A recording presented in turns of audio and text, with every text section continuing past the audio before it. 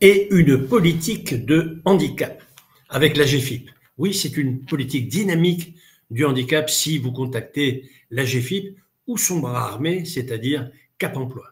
Je rappelle que tous les deux font partie du groupe maintenant France Travail. D'accord?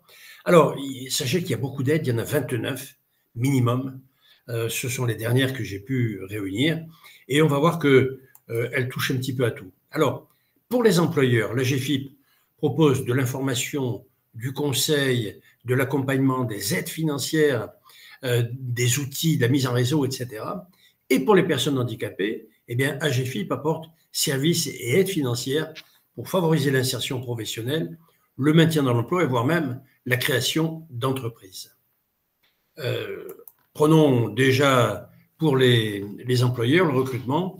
Il y a l'accompagnement vers l'emploi qui permet de conseiller les entreprises si elles veulent avoir une vraie politique de recrutement des 2 millions de personnes, de 2 millions de professionnels pleins de talents qui sont prêts à être conseillés, encadrés et qui peuvent être mobilisés au service des entreprises.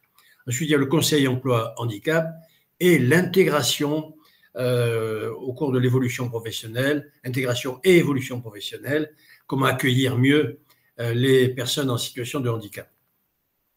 Ensuite, vous avez aussi des aides pour l'employeur en matière de formation, tous les contrats en alternance, l'adaptation aux situations, l'employabilité et aussi, très très important, un diagnostic numérique sur le handicap.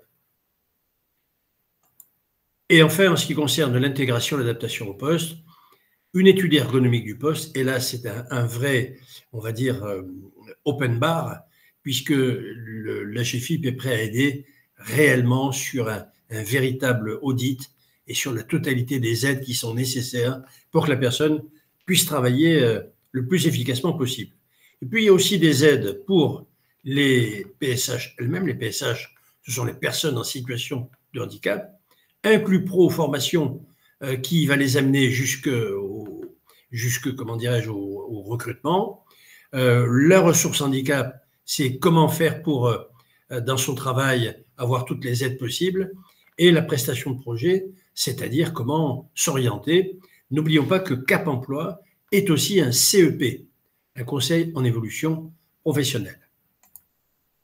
Et puis, il y a des aides pour les projets des PSH, la formation pour la création d'entreprise, le financement pour la création d'entreprise et le diagnostic projet. Par exemple, si l'entreprise peut imaginer d'essaimer ou de s'associer à des créations intéressantes d'entreprises. Au total, vraiment, je vous encourage à prendre contact avec AGEFIP ou Cap Emploi, plus d'une trentaine d'aides à votre politique de handicap. Bonne chasse.